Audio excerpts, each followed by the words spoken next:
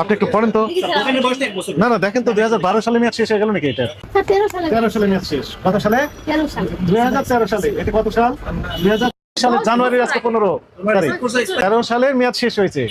মানে 10 বছর আগে। 10 বছর কোথায়, 12 বছর হয়ে যাচ্ছে। কয় মিনিট হবে এখানে? 5 মিনিট। 10 মিনিট, তাই না? আমরা কত প্যাকেট মেয়াদোত্তীর্ণ ওষুধ বের করলাম এটা আমরা একটু দেখেন আপনার সম্মুখে দেখি। 1 2 3 4 5 6 7 8 9 10 11 12 13 14 15 16 17 18 19 20 21 22 23 24 25 26 27 28 29 30 31 32 33 34 35 36 37 38 39 40 41 42 43 44 45 46 47 48 49 50 51 52 53 প্যাকেট আর একটা 54 প্যাকেট ওষুধ পাওয়া গেল 10 মিনিটের মধ্যে। একই সাথে খাবারের আইটেম দেখেন, 1 2 3 4 5 6 7 8 9 10 11 12 13 14 15 16 প্যাকেট বা বক্স খাবার মেয়াদোত্তীর্ণ হয়েছে।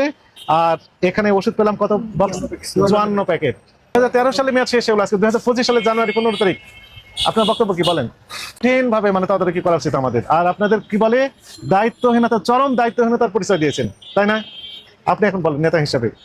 বলা হয়েছে যে প্রত্যেকটা মেয়াদোত্তীর্ণ ওষুধের জন্য আলাদাভাবে 50,000 অর্থদণ্ড অথবা 1 বছর কারাদণ্ড অথবা অভিদণ্ড হতে পারে। তাহলে 54 প্যাকেট আর এখানে 16, দুটো যোগ করলে কত হচ্ছে?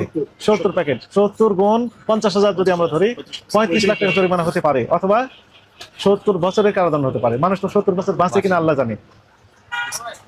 তার মানে ওনার যদি জেল হয়, কারাদণ্ড হয়, তাহলে ওই কারাগারেই মৃত্যুবরণ করতে হবে।